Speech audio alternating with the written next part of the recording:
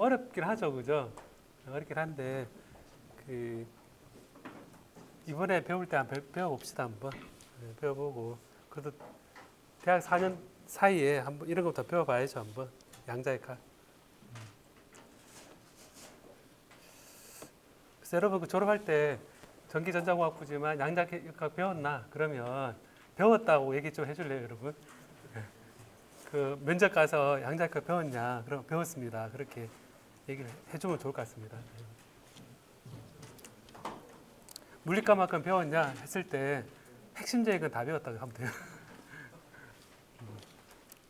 자, 그러면 이제 시작하도록 하겠습니다.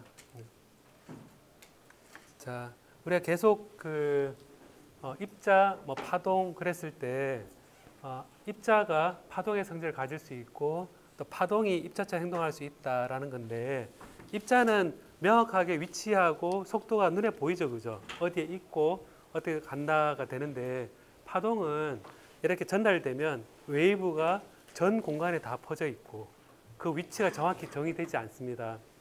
예를 들어 전자가 이런 파동으로 설명이 된다는 얘기는 얘도 위치가 정확히 결정이 안 되고 이렇게 퍼져 있는 웨이브 형태로 나타나는데 아주 좁은 곳에 갇혀 있을 때 특별히 불연속적인 그런 에너지 값을 가진다라고 제가 지난 시간에 얘기를 했었고요.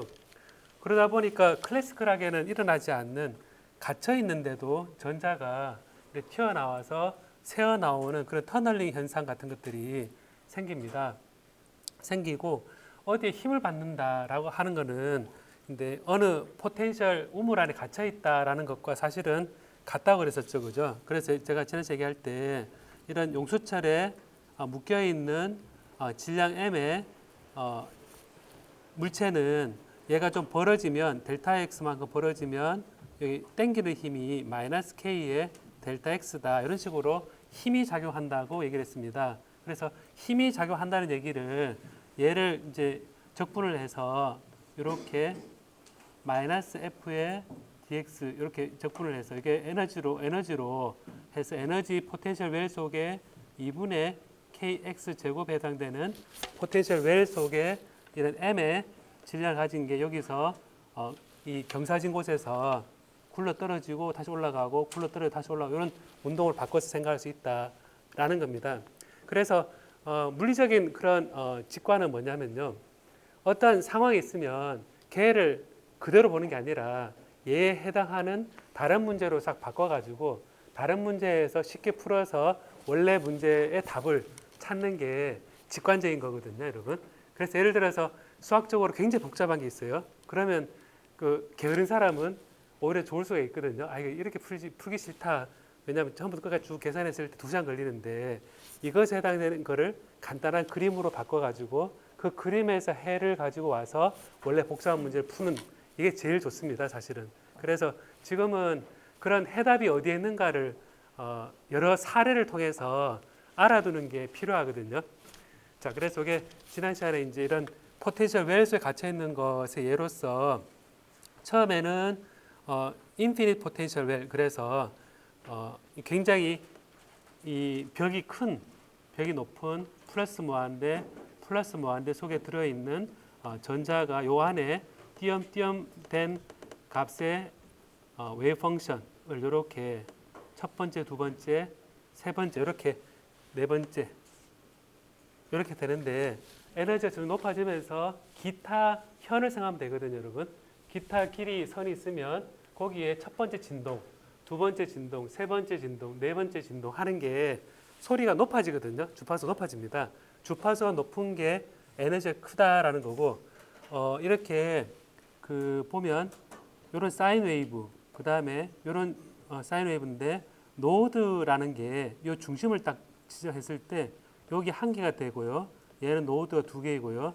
이 노드가 세 개입니다. 그래서 노드 개수에 따라서 이제 하나, 둘, 셋, 네 개 돼서 이 공진, 이 스탠딩 웨이브가 만들어졌을 때 이 전자가 하나의 스탠딩 웨이브, 두 번째 스탠딩 웨이브 할 때 이 노드 개수가 하나씩 증가하는 형태로 해가 결정이 됩니다. 직관적으로요. 근데 이 노드의 의미는 뭐냐 하면 웨이브 펑션의 앰플리튜드의 제곱이 우리가 그 입자를 발견할 확률이라 그랬었거든요. 그 파동함수란 거는 그 입자를 발견할 확률 밀도 함수입니다. 그래서 이런 노드가 있다는 얘기는 여기에 전자가 발견될 확률이 없다는 거죠. 없고 두 번째 두 개 있다는 얘기 여기 이 위치에 전자가 발견될 확률이 없다는 거고 세 군데 전자가 발견될 확률이 없는 거 그 위에 네 군데 다섯 군데 올라갈 겁니다. 그래서 요 노드의 개수에 따라서 여러분 이 그림을 보면 이 그림이 이 속에 갇혀 있는 전자가 어디서 발견될 확률이 높은가라는 그림을 그린 것이다라고 생각하면 됩니다. 그러니까 얘는 지금 1차원이잖아요. 그죠? 0에서 x까지잖아요. 그죠? 요거를 단순하게 수소 원자에서 플러스가 있고 마이너스가 이렇게 돌고 갇혀 있는데 요 쿨럼 포텐셜에 의해서 갇혀 있는데 얘가 3차원적으로 구면 좌표계로 계산했는 게 그게 여러분들이 지금까지 배웠던 오비탈입니다.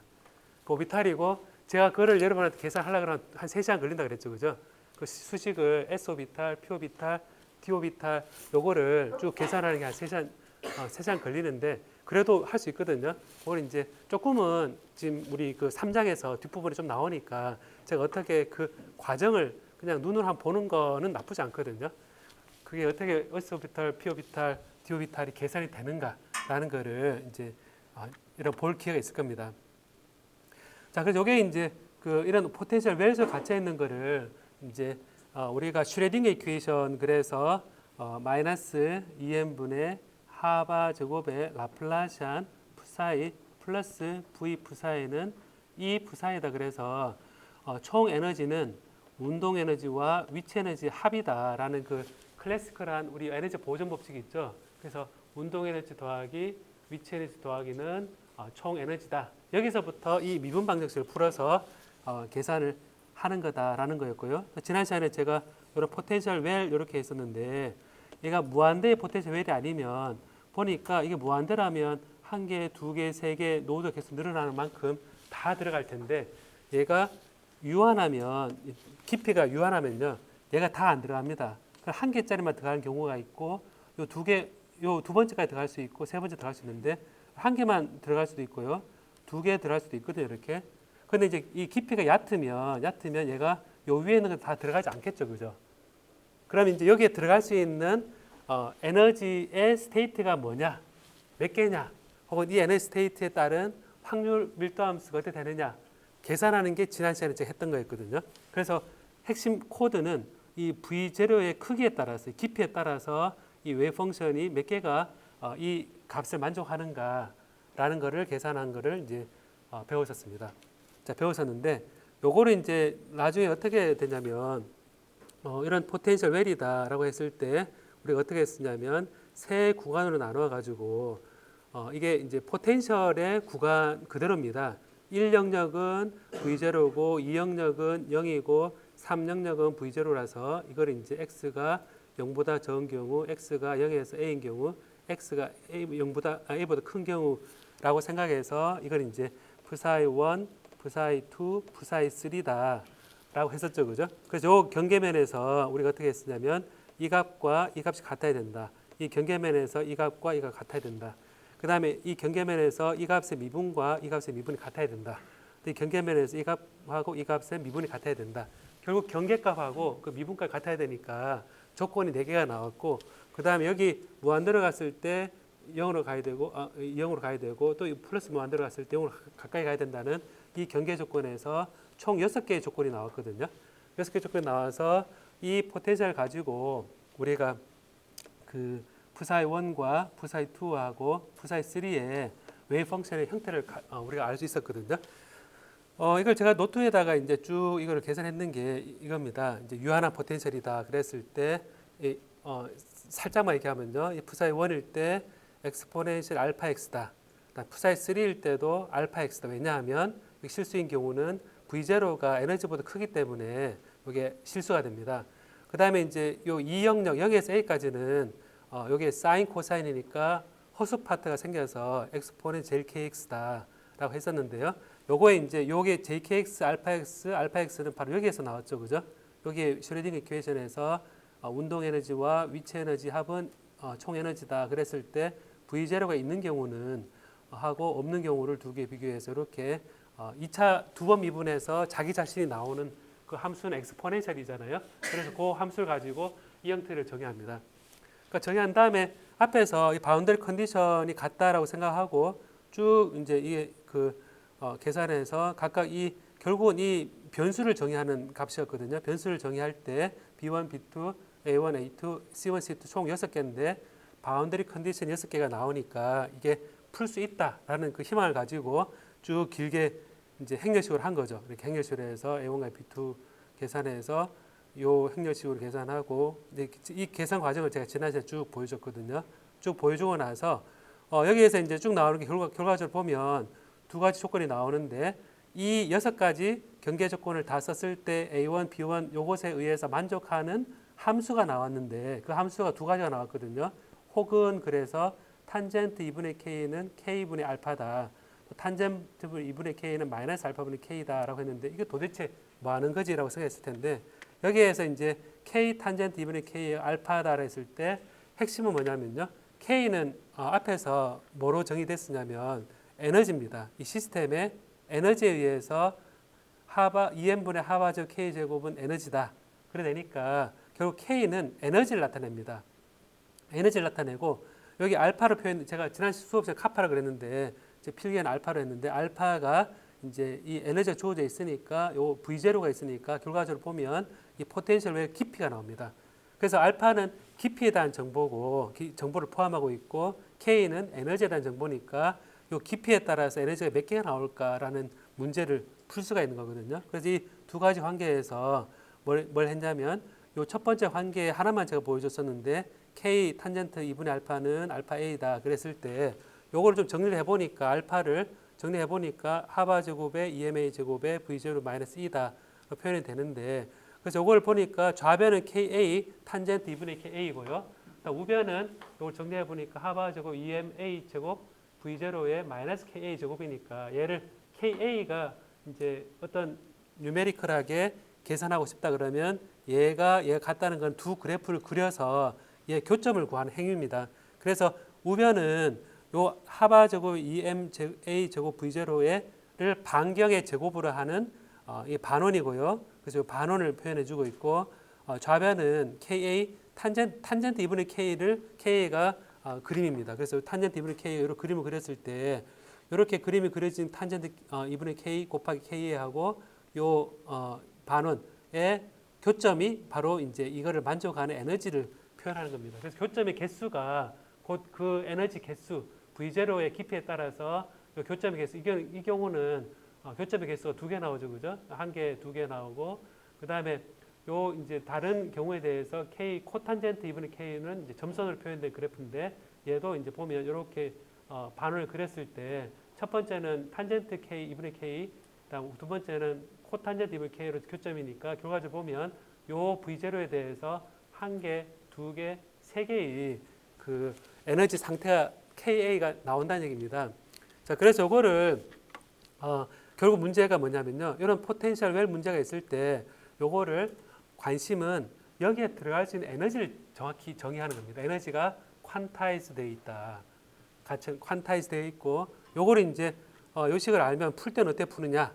됐으면 이게 여러분 그 매틀랩이나 파이썬 같은 걸로 코드를 짤 수 있겠죠, 그죠? 얘를 만족하는 수식을 결정할 수 있습니다. 제가 하나 예로 이제 파이썬으로 만든 예를 하나 이제 보여주면 그림이 있을 때 그림을 쭉 그려서 이런 식으로 돼 있죠, 그죠? 이런 식으로 돼 있는데 이걸 보면 첫 번째가 여기 탄젠트 탄젠트 있다고 또 두 번째가 코탄젠트 이거 돼 있는데 요거 반원을 그렸을 때 이런 교점이 대략 어느 위치에 있는지 결정할 수 있습니다. 자, 그래서 이 수식이 되게 많아서 좀 헷갈렸을 텐데 과정이 K 뭐 얘기하고 카파 얘기하고 알파 이런 전파 상수를 얘기했었는데 그 값이 정해지는 교점을 정해서 그 안에 있는 에너지 상태를 구한다라는 거를 이해를 하면 되거든요. 이거 왜 계산하는지를 좀 까먹을 때 제일 힘들거든요. 한 2시간 계산했는데 중간에 이거 왜 계산하지? 좀 까먹거든요. K가 뭐지? 알파가 뭐지? 되는데 항상 생각해야 될 거는 처음과 끝의 결과와 중간에서 얘가 왜 이렇게 이끌어가는지를 기억을 하고 있는 겁니다. 처음엔 당연히 어렵기 때문에 기억이 안 날 텐데 요 부분을 좀 이해를 해보자는 거거든요. 자, 이런 상태에서 이걸 이해하는 상태에서 터널링 부분은 제가 이제 그림을 여기 노트 필기했는 거를 이제 써놓은 걸 그대로 이제 보겠습니다. 한번 이걸 다 또 계산하면 또 한 45분이 지나가거든요. 그러면 땡 하고 시간이 끝나는데 간신히 끝나거든요. 요거는 이제 써놓은 걸 한번 보도록 합시다. 지난 그 포텐셜 웨를 이제 본 기억을 가지고 이걸 보면 이런 현상이 터널링 피나미나 되어 있는데 이게 사실 이 징조를 지난 시간에 제가 살짝 얘기를 했었거든요. 뭐 얘기를 했었냐면 여기 이제 웨이브가 무한대의 포텐셜 웨일 때는 여기가 정확히 요 끝에 0이 되는 그런 묶인 기타현처럼 이렇게 사인 뭐 이런 식으로 나옵니다. 딱 묶여서 여기는 움직이지 않는 그런 양 끝단 움직이지 않는데 유한할 때는 약간 들어갑니다. 이렇게 들어가서 이렇게 리크 형태로 들어가거든요. 그러니까 누설 전류처럼 이렇게 싹 들어갑니다. 그래서 제가 지난해 잠깐 얘기했지만 요거를 만약에 두께를 포텐셜 웨를 하나를 이렇게 얇게 해버리면 이렇게 갇혀 있다가 하나가 옆으로 쭉 새 나와서 여기 웨이브가 나올 거다라고 생각을 하는 게 퀀텀 리크거든요. 이게 터널링이라 볼 수 있거든요. 그런데 이렇게 생각해 보면 이 포텐셜 웨를 이렇게 하나만 있는 게 아니라 이걸 만약에 이렇게 굉장히 많이 있다. 이렇게 돼 있으면 자, 이렇게 돼 있다 생각해 보면 자, 보면 여기에 전자 하나만 나 하나짜리 계산할 수 있어. 이렇게 했는데 하나짜리 계산을 또 했더니 여기 이제 약간 퀀텀 리크가 있어서 넘어갈 수 있습니다. 또 넘어갈 수 있습니다. 또 넘어갈 수 있습니다. 그러면 이제 이런 경우에 제가 이 바운더리 컨디션이 이 보면 많잖아요, 그죠? 이게 10에 23성계 있는 게 일반적인 솔리드입니다. 고체에서 원자가 10에 23성계가 FCC, BCC처럼 다 배치가 되어 있는 상태에서 전자를 딱 넣으면 어느 하나 원자에 들어가겠죠, 그죠? 그런 게 포텐셜 웰이 무한히 많은 거가 이제 한 개짜리 계산한 상태에서 무한히 많으면 생각할 수 있는 게 푸사이 1, 푸사이 2, 푸사이 3 쭉 가서 푸사이 10에 23성 이렇게 결정해서 각각 이 바운더리 컨디션이 여기 값과 미분했는 값과 그 다음에 그 원래 값이 연속이다. 요 조건을 쫙 해보면 각각에 대해서 이제 이쪽은 사인 코사인이고 이쪽은 엑스포넨셜 카파 x고 이걸 쫙 해보면 전체적으로 이게 대칭성이 있기 때문에 이걸 계산했을 때 이 에너지가 어떻게 되느냐 하는 게 그 에너지에 따라서 이제 띄엄띄엄 에너지를 가지거든요. 그래서 우리가 수소 원자일 때는 수소 프로톤 주위에 전자가 돌고 있을 때 이거를 여러분이 고등학교 때부터 배웠던 어타믹 오비탈이라고 얘기하는 거고요.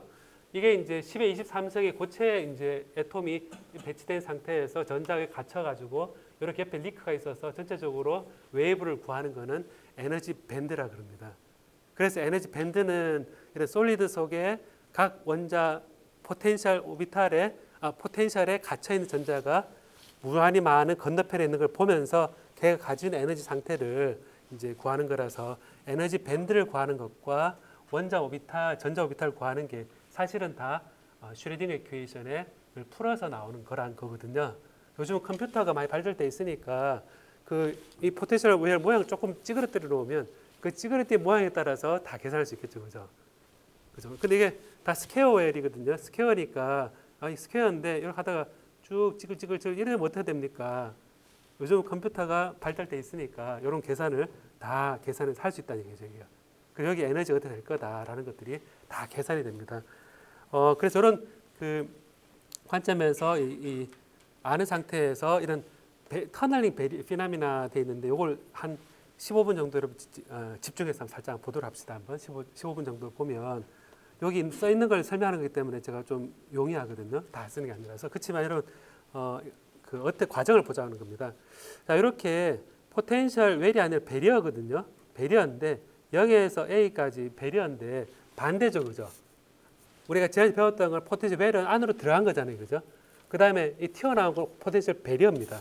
배리어고 웨이브를 주면 왼쪽에 자유, 왼쪽에 자유 주면 왼쪽에서 웨이브가 쭉 가서 입사된 웨이브와 그다음에 반사된 웨이브가 이런 식으로 가는 거 오는 거 이렇게 되는 게 왼쪽이고요.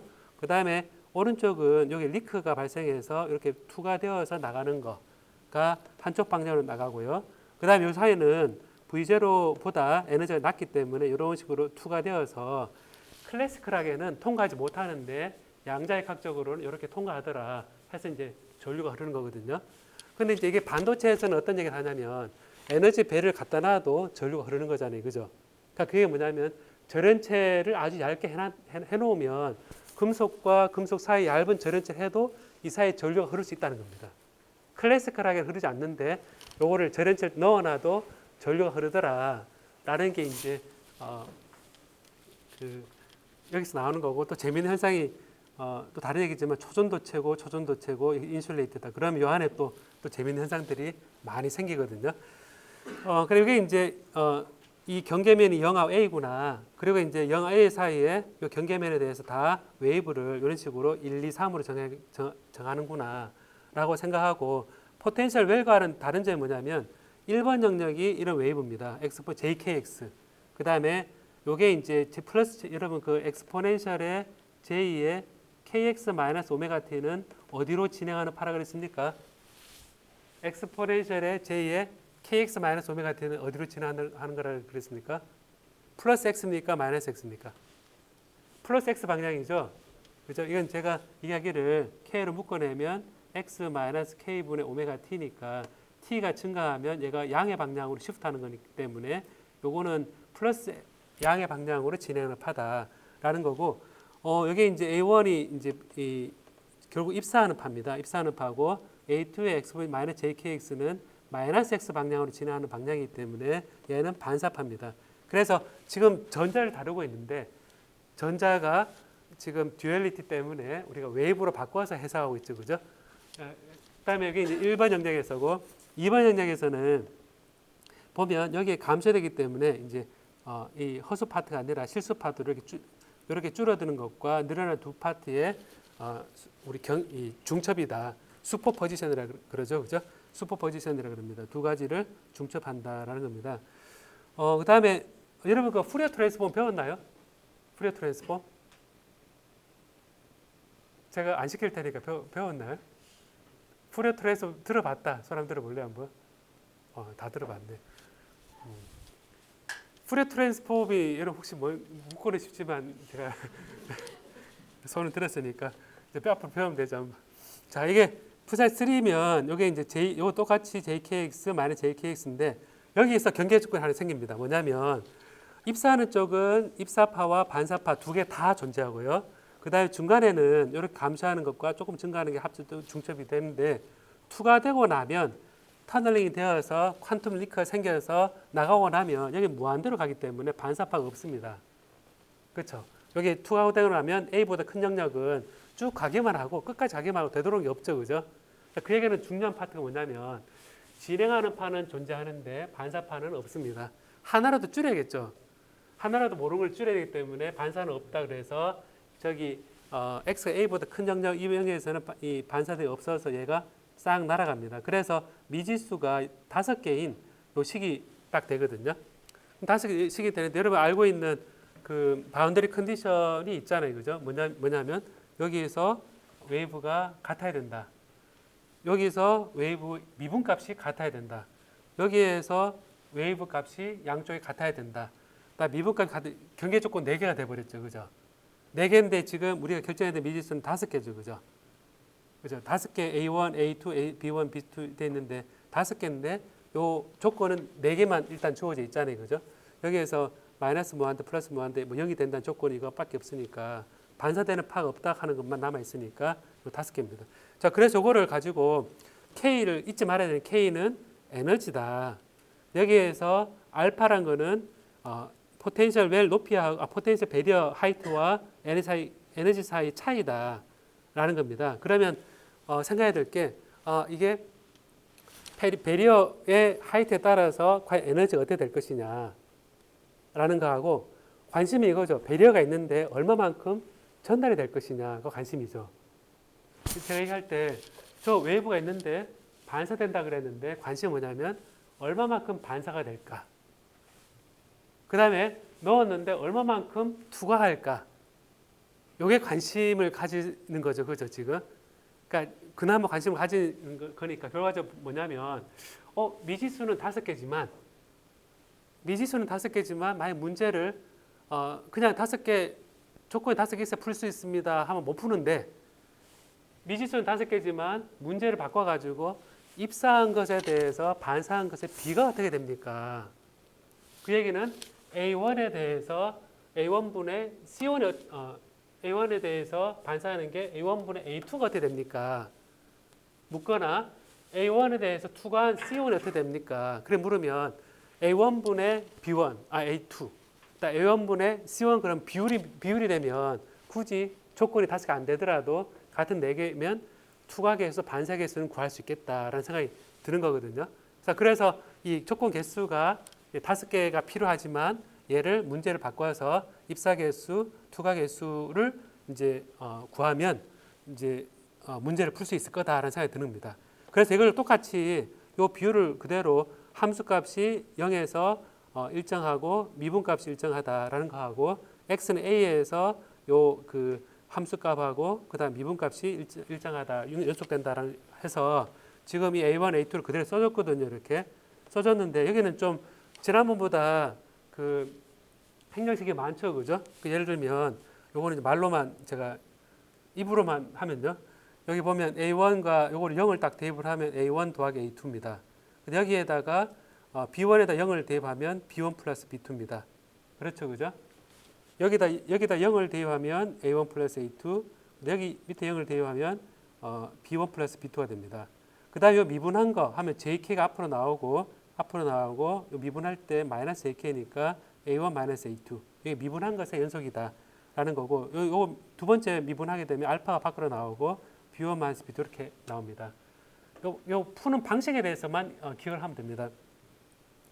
그 다음에 이제 두 번째 요 A에서 2번 함수하고 3번 함수가 A에서 연속이 돼야 되니까 B1 엑스포넨셜 알파 A 하고 B2 마이너스 엑스포넨셜 알파 A 하고 그 다음에 요 세 번째 C1의 엑스포넨셜 JKA 이렇게 넣어주고 얘를 미분한 것에 A를 넣어준 거 미분하면 알파가 밖으로 빠져나오고 마이너스 되니까 알파에 B1 2의 알파 마이너스 B2의 2의 마이너스 알파에다가 여기 이제 알파를 미분한 거 JK가 밖으로 빠져나오고 C1의 2의 JKA다 라고 식을 쓸 수가 있었습니다. 적어도 이 풀지는 못해도 식을 설정할 수 있겠죠, 그죠? 그러니까 식을 설정하는 정도까지만 여러분 할 수 있으면 일단 좋을 것 같습니다. 그건 어차피 이 바운드 컨디션에 따라서 설정하는 거니까. 자, 그다음 뒤에를 보면 이걸 보니까 제가 이제 얘기할 때 반사되는 걸 알고 싶다. A1분의 A2다. 그 다음에 2가 되는 걸 알고 싶다. 그래서 A1분의 C1이다. 하니까 눈에 그 가시처럼 걸리는 게 뭡니까? 내가 알고 싶은 게 A1분의 A2고 A1분의 C1인데 눈에 가시같이 쟤는 없었으면 좋겠다는 미지수는 뭡니까, 여러분? B1과 B2가 없으면 좋겠다는 생각 들죠, 그죠? 그러면 B1, B2는 아예 식에 사라졌으면 좋겠다라는 생각을 해보는 겁니다. 그럼 A1과 A2, 그다음에 C1으로 하면 되니까 그 다음 이 모든 수학적 행위는 B1과 B2를 없애는 행위를 하고 있습니다. 얘를 이제 행렬식으로 표현하면 A1, A2에 대해서 이렇게 1, 마이너스 1 마이너스 1 되고 얘가 JK를 넘겨서 JK분의 알파하고 B1, B2를 이렇게 B1, B2에 1, 1 이렇게 설정할 수 있습니다. 자, 두 번째 식도 해보면 2의 알파 A하고 2의 마이너스 알파 A하고 B1, B2 이렇게 해주고 그 다음에 C1에 이렇게 정의됐거든요. 그러니까 눈에 가시 같은 게 B1, B2만 없애면 좋겠다라는 거거든요. 그러다 보니까 이제 이 별표에서 보면 이렇게 두 번째 경계 조건 나온 요식을 가지고 B1, B2를 놔주고 얘를 역함수를 곱을 하면 얘가 B1, B2가 이렇게 된다라는 겁니다. 그러니까 이렇게 되는 거를 여기에 B1, B2가 있는데요. 여기에다가 이 값을 그대로 대입을 합니다. 그럼 B1, B2를 사라지게 만들고 A1, A2, C1에 대한 식으로만 표현합니다. 행렬식이 복잡긴 하지만 그 과정이 눈에 보이죠, 그죠? A1, A2를 남겨두고 얘의 역행렬을 여기 곱을 하고 원래 곱을 하고 그다음 요 값을 여기 딱 넣어주면 식이 이렇게 복잡거든요. 이렇게 복잡한데 제가 이렇게 두 개씩 계산한 겁니다. 계산 이렇게 두 개씩 요 계산해서 이게 나왔고 요 계산해서 요게 나왔습니다. 요게 나왔는데 복잡죠, 그죠? 예, 도저히 시험 칠 때 도저히 유도할 수 없는 양이 됐죠, 그죠? 자, 그래서 눈으로만 보자 얘기입니다. 그래서 요래 됐는데, 그래서 요거를 식으로 갖다 써서 다 해보니까, 이게 A1과 C1, A2와 C1이니까 우리가 이제 목적이 달성된 거죠. A1분의 C1을 하게 되면 투가계수, A1분의 A2를 하게 되면 반사계수 이렇게 되는 겁니다. 그럼 이걸 가지고 요 A1은 요 식을 그대로 다 써준 거거든요. 쫙 써줘서 이렇게 쫙 이렇게 써줬습니다. 자, 이렇게 계산했습니다. 하나로 틀리면 헤매게 되거든요. 그래서 그 다음에 이제 얘를 이제 넘겨서 쫙 이렇게 써줬습니다. 쫙 풀었습니다. 이렇게 풀었더니 이제 계속 풀어 나갑니다. 좀 정리하고 하다 보면서 뭐냐면, 요거는 하이퍼볼릭 코사인이네. 얘는 하이퍼볼릭 사인이네. 간단하게 하다 보니까 하이퍼볼릭 코사인이 나타나고 하이퍼볼릭 사인이 나타나고 했더니 C1분의 A1의 제곱이 이런 식으로 딱 나타나는 겁니다. 그렇게 나타나는데 그 다음에 이 하이퍼볼릭 코사인은 여러분이 그 공업수학 시간에 하이퍼볼릭 사인 제곱 코사인 제곱 더하면 1인 것처럼 하이퍼볼릭 코사인의 제곱은 1 플러스 하이퍼볼릭 사인 제곱이다 라는 걸 여러분이 알고 있습니다. 자, 그러니까 이거를 식을 바꿔가지고 해보면 결과적으로 이제 요 계산이 나오거든요. 요 계산이 나와서 이렇게 계산이 되거든요.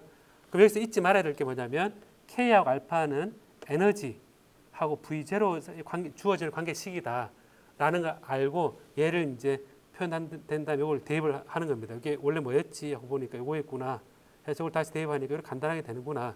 요게 되는구나. 그럼 이제 요거를 여기 딱 대입을 하면 이제 C1분의 A1의 제곱은 이렇게 딱 되는 거거든요. 그럼 여기에서 A1분의 C1의 제곱은 바로 투가계수입니다. A1분의 C1의 제곱, 앰플리튜드의 제곱이니까 여기에 A1과 C1의 제곱은 이제 투가계수가 되니까 이제 여기에서 투가계수가 바로 이렇게 나오는 겁니다. 여기 이 투가계수의 역수니까 이 투가계수는 여기에서 얘를 역수로 취한 거, 그러니까 1 플러스의 D의 하이퍼볼릭 사인의 스퀘어의 알파 A다라는 겁니다. 자, 그래서 투가계수가 얼마 되니까 결국에 뭘 알게 되냐면 요거를 하이퍼볼릭 사인이 이제 사실은 2분의 엑스포넨셜로 플러스 엑스포넨셜 두 개 돼 있으니까 얘가 충분히 알파 A가 1보다 크다면 그냥 엑스포넨셜로 표현할 수 있거든요. 그래서 이거를 근사적으로 보면 충분히 크면 1을 날려버려도 투가계수가 D분의 1의 하이퍼볼릭 사인 제곱의 알파인데 하이퍼볼릭 사인 2분의 이게 2분의 2의 알파 A 마이너스 2의 마이너스 알파 A의 제곱이니까 2의 제곱은 4가 돼서 4로 올라가고요. 그 다음 D는 밑으로 내려오고요. 1 날아가고 하이퍼볼릭 사인 제곱은 엑스포넨셜의 마이너스 알파 A인데 제곱이니까 2알파 제곱이 됩니다. 그럼 이게 투가계수라는 겁니다. 결과적으로 보면 이 배리어가 굉장히 넓고 그다음에 굉장히 높은 배리어면 이 알파 A라는 게 배리어를 얘기하는 거라 그랬죠. 그죠? 그러면 결과적으로 이 투가계수가 이런 식으로 표현된다는 겁니다. 자, 그럼 여기에서 우리가 알 수 있는 거는 여기 이제 요걸 합쳐서 T0라 되어 있는데 이 포텐셜 배리어 하이트를 굉장히 높여주면 투가계수가 낮아지겠구나라는 건 뭐 당연히 알 수 있을 것 같고요. 에너지를 낮게 해주면 에너지를 키워주면 투가계수가 증가하겠구나. 뭐 이런 그거는 이제 요 연결돼 있으니까. 근데 이 알파가 또 이제 그 에너지하고 그다음에 V0로 포텐셜 배리어 하이트 정의되니까 이걸 계산해봐야겠죠, 그죠? 자, 그래서 이걸 보니까요, A가 이런 뭐죠? A가 여기서 A가 원래 문제로 가면 뭐였냐면 이 문제에서 요 포텐셜 배리어의 두께입니다. 그러니까 두께가 얇을수록 어떻게 됩니까? 얇을수록 이 알파가 어떻게 됩니까? 이 어떻게 됩니까? 이 두께 얇을수록 이 값이 어떻게 됩니까? A가 작아질수록 엑스포넨셜의 마이너스 2알파 A에서 얘 값이 어떻게 됩니까? A가 작아질수록 T가 커지죠, 그죠? 그러니까 그게 뭐냐면 이 배리어 두께가 얇아지면 좀 더 많이 투과할 거다라는 겁니다. 그래서 이 알파는 여기서 위에 그 뭐에 쓰냐면 알파는 앞에서 하바 제곱에 요거였죠, 그죠? 하바 제곱에 EME의 V제곱 E인데 포텐셜 베리어 하이트하고 그 다음에 에너지 사이가 값이 커지면 차이가 커지면 알파가 커지니까 결국 포텐셜 하이트가 높아지는 겁니다. 높아지면 이 알파가 커지게 되면 투과 개수도 줄어들게 됩니다. 그래서 포텐셜 베리어 높아지거나 이게 A가 두꺼워지면 엑스포넨셜 마이너스 2알파 A의 지수가 커지기 때문에 투과하는 양이 적구나라는 겁니다. 자, 그럼 여러분 한번 생각해 봅시다. 한번. 이 투과 개수에서 거리가 엑스포넨셜에 비례하잖아요. 그죠? 비례하는데 우리가 얘기할 수 있는 건 뭐냐면 전류도 이게 엑스포넨셜의 마이너스 2알파 A가 되겠구나라고 생각할 수 있겠죠. 그죠? 만약에 금속이 있고 절연체가 얇게 있는 상태에서 이게 있으면 전류가 이 엑스포넨셜 마이너스 2알파 A가 되겠구나라고 생각할 수 있고 전류의 록을 취해 봅시다. 한번. 로그 전류는 뭐에 비례하냐면 마이너스 2알파 A에 비례한다라는 겁니다. 그래서 엑스포넨셜에 마이너스 2알파 A가 비례하는데 얘를 내가 측정하는 전류를 록을 딱 취해버리니까 거리에 비례하는 것처럼 돼버렸죠. 그죠? 자, 그러면 한번 봅시다. 한번. 제가 금속입니다. 요 밑이 금속입니다. 멀어지면 요 사이에 전류가 흐르겠습니까? 안 흐르겠습니까? 여러분 손 가지고 다 똑같이 해봐요. 한번. 손으로 표면이 금속이고 이쪽이 금속입니다. 했을 때 멀면 전류가 흐르겠습니까? 안 흐르겠습니까? 안 흐를 것 같아요. 네, 안 흐르고. 가까워지면 요 사이 둘 손과 요 바닥 사이 어떻게 됩니까? 어떻게 됩니까? 가까워지면 전류가 커지죠. 그죠? 거기서는데 엑스포넨셜 커지잖아요. 그죠? 자, 그러면 제가 장님입니다. 장님인 상태에서 여기 전류만 흐를 수 있거든요. 전류만 흐를 수 있는데 전류가 안 흐르니까 뭡니까? 밑에 뭐 없네. 손을 가까이 가는 게 어떻게 됩니까? 점점 근처에 뭐가 있네. 이렇게 되는 거잖아요. 그죠? 전류 흐르기 시작했습니다. 그러면 여기에 터널링에서 어떤 배를 넘어서 요 사이에 뭔가 표면이 있구나. 전기가 통하는. 그걸 인지하겠죠. 그죠? 그러면 여러분 생각에 흐르는 전류를 록을 딱 취해 봅시다. 난 이제 전류를 내가 록을 취할 거야. 우선 록을 취해서 머릿속 딱 넣는다 생각하고 보면 그 값이 뭡니까? 바로 거리가 되겠죠. 그럼 제가 같은 속도로 같은 높이로 눈을 딱 감고 이렇게 쭉 이동해 봅니다. 이렇게 이동해 보면서 록을 취한 거리 전류 값을 계속 모니터링하면 뭐가 측정이 되는 거겠습니까, 여러분? 여기 전체 금속입니다. 이제 손을 가지고 같은 높이로 쭉 가는데 전류가 늘었다 줄었다 해요. 근데 제가 록을 취한 전류 가지고 얘를 기록을 해요. 록 얼마 막 기록을 해요.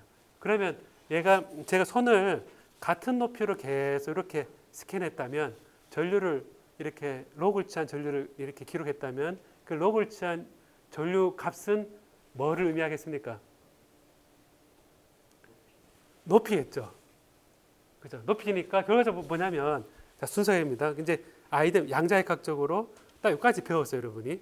딱 배웠는데 지금 여기까지도 배우고 나서 이제 하면 끝인데 여기 거리에 비례하는 게 측정된 전류구나 라고 생각해서 이걸 가져놓고 내가 같은 높이를 쭉 스캔했을 때 전류를 하게 되면 얘가 같은 높이라 생각해 보면 가까워지고 멀고 하는 것들이 그대로 그림으로 나온다는 얘기입니다. 그러니까 장님이 코끼리 만져서 코끼리 모양을 만지듯이 내가 전기가 통하는 그런 금속의 팁을 가지고 이렇게 쭉 이동하면 높이를 알 수 있다는 겁니다. 거꾸로 피드백을 좀 배웠어요, 여러분이. 예를 들어서 같은 전류를 계속 모니터링 하도록 하게 돼서 하면서 난 모르겠지만 전류가 늘어나요. 전류가 늘어나면 조금 더 띄우고 그다음에 전류가 또 줄어들고 좀 가까이 하고 같은 전류가 되도록 올렸다 내렸다 가게 되면 올렸다 내렸다 하는 것은 뭘 의미하겠습니까? 이거의 굴곡이겠죠. 자, 이런 아이디어를 가지고 1985년에 이걸 가지고 회로를 만들어서 이 날카로운 층을 만들어서 금속을 그렸습니다. 이게 금속을 그려서 그때 그게 나온 게 노벨상이 됐거든요. 노벨상 되면서 스캐닝 터널링 마이크로스코프를 그래서 얇은 침으로 원자 그전에는 사람들 보지 못했던 실리콘 원자도 보고 그다음에 여기 탄소 원자도 보고 한 게 최초로 전자현미경이 아닌 장님이 이 손으로 갖다 대서 높이를 보는 것처럼 해서 그 이미지를 만든 거거든요. 여기에 들어간 양자역학은 딱 여기까지입니다. 여기까지로 하고 그다음 회로를 딱 만들어서 회로를 여러분 잘 아는 거잖아요. 배울 거잖아요. 그죠? 회로를 만들어서 걔를 이미지화 딱 한 겁니다. 그 노벨 물리학상이 됐고 지금 전 세계 이 반도체 그 산업에서 이 소자를 안에 이미지로 보는 방법 중에 하나가 장님이 만져서 이렇게 보는 이런 이미지로 해서 쓰고 있거든요. 그래서 이제 여러분 자기 헤드를 가진 그 하드디스크 있잖아요. 하드디스크도 사실은 마그넷 탐침이 쭉 날아가면서 읽는 거잖아요. 이렇게. 그래서 해보면 그런 이 기술, 양자역까지 기술을 가지고 이 투과계수가 이렇게 나오더라 하고 여러분 예제 문제들은 요 식을 가지고 요 식부터 시작하거든요. 예제는 교재나 요 식부터 시작해서 알파가 얼마고 A가 얼마일 때 터널 프로버블 얼마가 될 거냐. 얘를 두께를 좀 더 늘려보면 어떻게 되느냐라는 게 예제 문제입니다. 그 예제 문제에서는 이걸 가지고 스캔 노벨 물리학 1986년이네요. 1986년 노벨상입니다. 이제 뭐 이렇게 터널 두께 얼마가 되고 이런 것들을 다 계산해서 이제 그리고 이제 보면 요거를 실제 큰 클래시컬하게 100kg짜리 가지고 이런 걸 했을 때는 투과 계수가 얼마가 될 것이냐. 양자역학적인 세계이기 때문에 투과 계수가 측정이 되는 겁니다. 그러니까 클래시컬한 경우는 우리가 관찰하지 못하는 이유가 바로 이런 투과 계수가 되게 낮아서 하는 얘기를 이제 쓰고 있습니다. 그래서 이거는 제가 보고 여러분들이 한번 생각을 해보도록 하고요. 제가 또 중간에